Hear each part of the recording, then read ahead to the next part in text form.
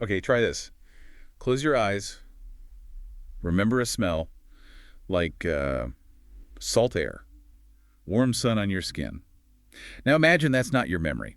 It belongs to this old guy, Ezekiel Barnes. And he's not on Earth. He's sitting inside. Well, this huge colossal dome on the moon, Arcturus base, remembering Earth. Right, that feeling, that intense longing for a lost home, it just hits you immediately, doesn't it? And that's really the heart of this deep dive. We've sifted through, well, quite a stack of source materials detailing life in this pretty unique lunar colony. Yeah, the engineering that made it possible, how they even survived. Exactly, and the catastrophe that sent them there in the first place. Plus, this really shocking series of conflicts, scientific, spiritual, all playing out under, they started calling the Crimson Moon. So what we're doing today is unpacking all that for you. We'll look at the incredible engineering of Arcturus, this lunar city. We'll dive into the mystery of why the kids were losing their memories. It's heartbreaking. Yeah, and the really controversial research happening in the labs there, Serenity 1. Okay, let's start with the place itself, Arcturus Base, the lunar sanctuary. This wasn't just some outpost. It was a massive engineering feat inside the Sverdrup crater. They lived under this enormous dome, triple pane glass, just to keep them alive. And the sophistication of that dome, I mean, it's staggering when you dig into the details. 3 layers, right? 3 layers, what were they for? Okay, so the outside pane was thermal, anti-radiation, but you could still see Earth through it. Kind of a constant reminder. The middle one was pure redundancy, a backup if the outer layer got breached by, say, micrometeorites. Which must have been a constant worry. Absolutely. And then the inner layer was this aluminum silicon composite glass for structural reinforcement. You realize just how fragile their whole existence was up there. No atmosphere, just glass. And inside this bubble, a whole generation was born. The first generation. Kids like James Stryden, 10 years old. Yeah, kids who'd never felt actual wind, only recycled air. Their reality was the base. Yeah. But it was always kind of shadowed by the lost plot. That's what Ezekiel called the disaster back on Earth, right? The reason they were even there. Exactly, and the sources are clear. This wasn't a natural disaster, not like an asteroid. It kicked off with an incident at a biotech facility, November 5th, 2024. What happened? Well, it set off this chain reaction, huge earthquakes, massive volcanic eruptions started popping off globally. Oh, man. And then the atmosphere filled with unbreathable gases, plus radiation leaks from a nearby nuclear-powered lab involved in the initial incident. Earth basically became unlivable, fast. And wasn't there some ethical stuff happening even before the disaster about life extension? Yes, absolutely critical context. There was this huge global debate raging about transhumanism, specifically using printed organ replacements to, as the phrase went, take the teeth out of death. Essentially aiming for indefinite lifespans. Which sounds like sci-fi, but it was becoming real. Becoming real and deeply divisive. And that's where you get groups like Ezekiel's. They followed what they called Alien's Way. Like a deity? Yes, their name for God. They resisted those biological advancements, saw it as messing with the natural order with Elion's plan for life and death. So they were kind of outsiders, resisting the mainstream push. Often, yeah. Yeah. Which meant they were sometimes marginalized. And ironically, perhaps more likely to be the ones shuffled onto the last evacuation transports when things went south. The evacuation itself. Yeah. The sources mentioned just awful personal stories. John Davis. Yeah, John Davis managed to get out with his daughter, Chloe. But his wife, Susan, she was pregnant, died right there in a cave-in while trying to guide other evacuees. Just gone. Yeah. Instantly. Yeah. The global catastrophe becomes intensely personal. Permanent grief. And that grief ties directly into the central medical crisis on Arcturus, this memory plague. Right. The kids, the gases, the radiations. Yeah. It affected the children most. Devastatingly so. Especially their memories. Dr. Nakamura's reports, they're chillingly clinical.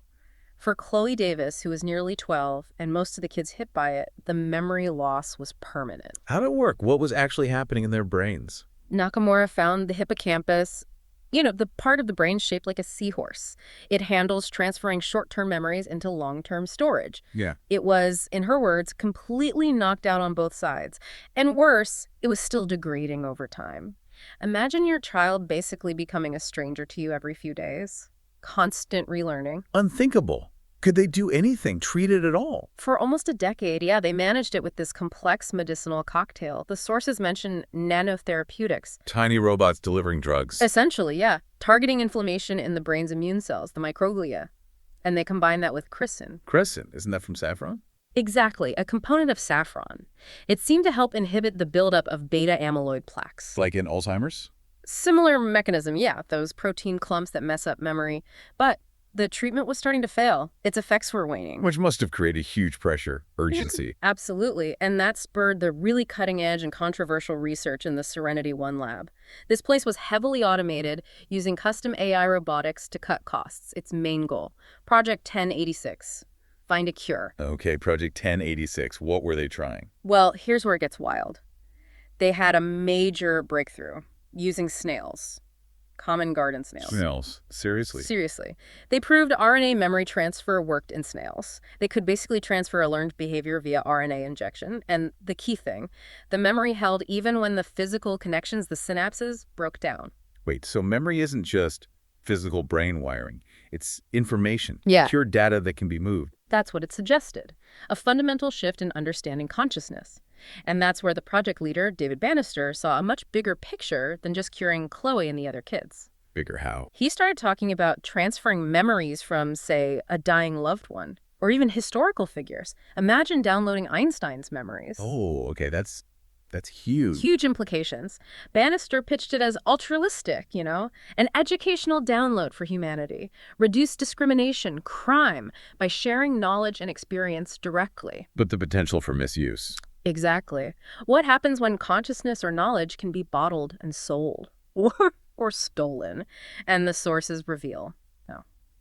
Bannister's real project, the secret part of 1086, was much darker and deeply personal. Personal how? And what was he really after? Before we get to that, though, there was this other power group on the base, right? The Seekers. Yes. Crucial element here, the Seekers, led by a trio Karn, Matthews, and Amos. Earth Command had actually given them significant power to oversee base operations, almost like a religious council running the place. And they weren't fans of the lab work, I take it. Not at all.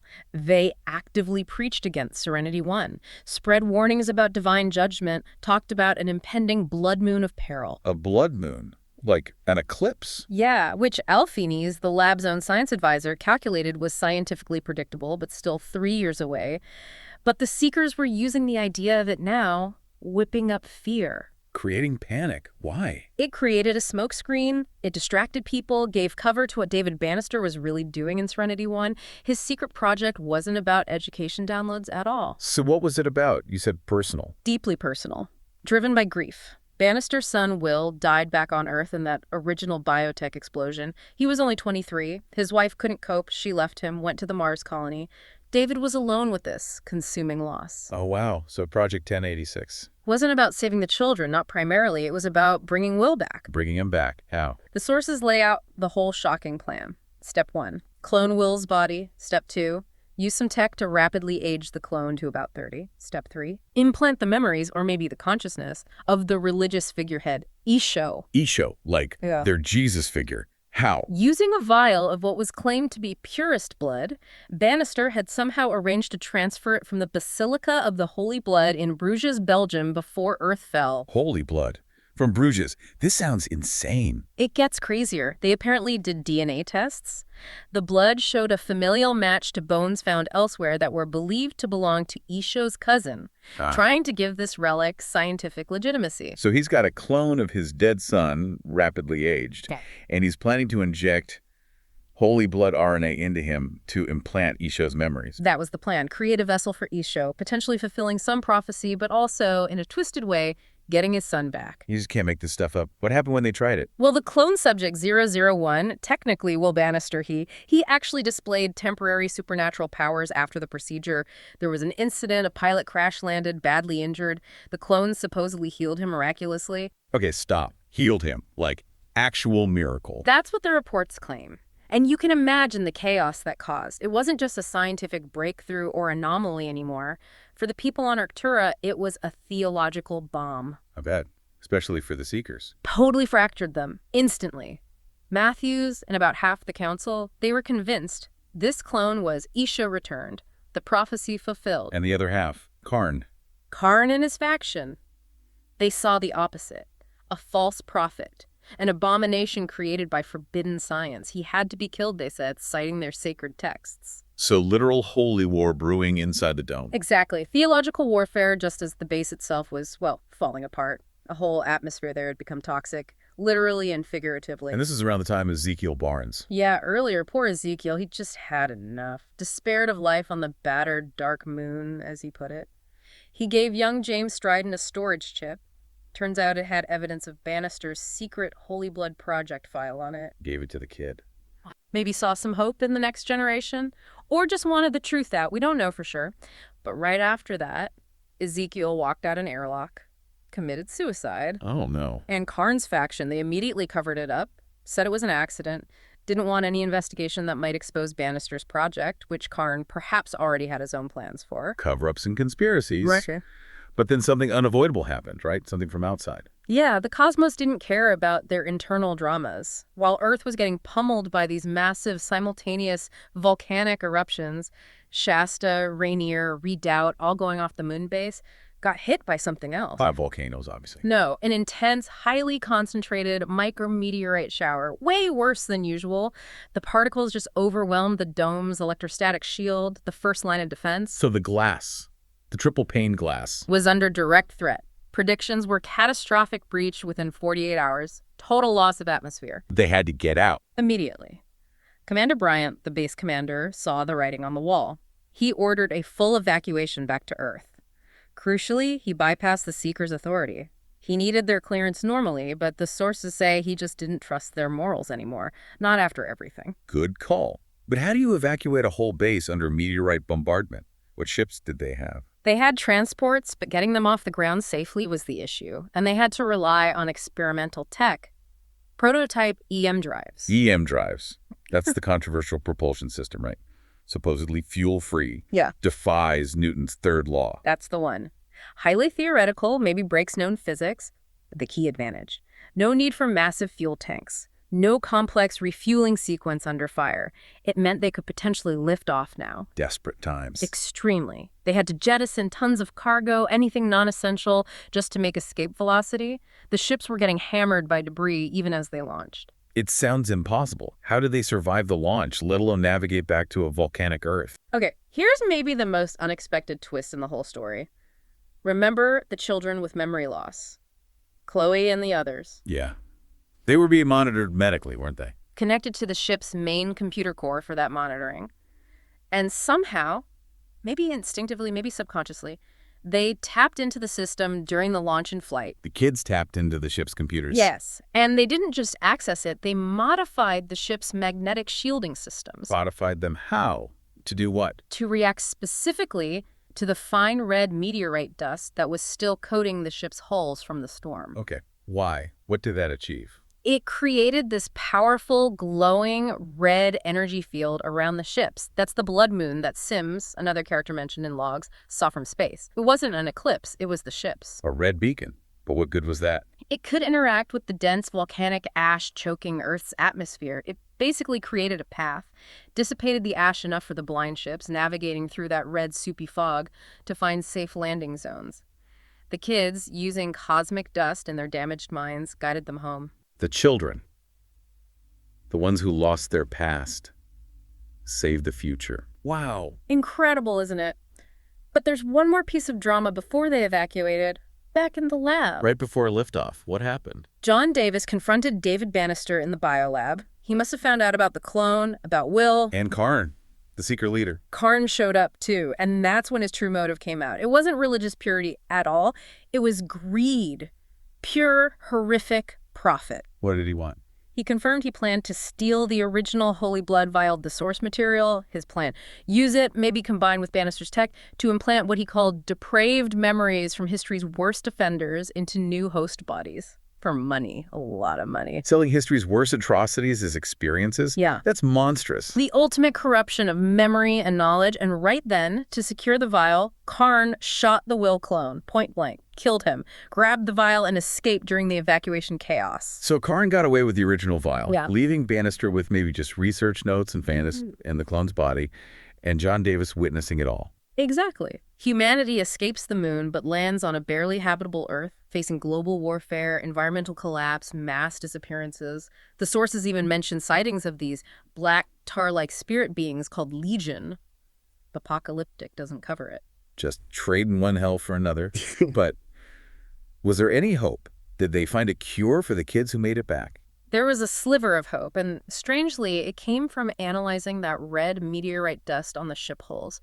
They realized it wasn't just inert dust, it had unique properties. It acted like a catalyst. A catalyst for what? For the cure. The final formula was this bizarre cocktail. The red mineral dust combined with another vial of holy blood Bannister apparently still had. Ate a backup vial. It seems so, or perhaps a synthesized version based on the original. That mixed with lion's mane mushroom extract. Lion's mane, the mushroom known for brain benefit. Exactly. That combination, cosmic dust, holy blood derivative, super mushroom extract, it worked. It could actually reverse the memory degradation, bridge the damaged pathways. Finally, a cure. A cure, but with a tragic catch. It only worked on some of the children, the younger ones. Not Chloe. Not the older kids. Why not? The thinking was they were too far gone. The damage was too extensive. And maybe the immense mental strain of subconsciously interfacing with the ships, of piloting them down through the ash, maybe that pushed their minds past the point of no return. Oh, John Davis. After everything. His daughter couldn't be saved. Couldn't be fully restored, no. Yeah. Which leads to John's final, incredibly difficult request. He knew Chloe was fading completely.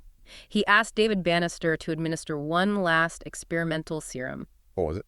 It was based on the cure, but modified. It contained John's own blood, mixed with the modified holy blood component. The hope wasn't for a cure, but for a connection. The connection. The idea was to momentarily wake Chloe up, give her temporary access not just to her own fragmented memories, but to John's memories of her, so she could finally understand, even briefly, his years of love, his devotion, everything he'd done. To let her know how much he loved her. Yes. And it worked.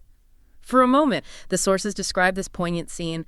Chloe wakes up, she recognizes him, she remembers, she thanks him, tells him he saved them all, and then she drifts away for the last time. God. That's heartbreaking. Utterly heartbreaking. Left John with this immense grief, obviously, but the sources say it reconstructed his whole view of spirituality. How so? He stopped seeing Ilion, his god, as some kind of magic genie you could compel to act just by saying the right words or having enough faith. He realized it didn't work like that. A tougher faith, maybe. More grounded. Maybe.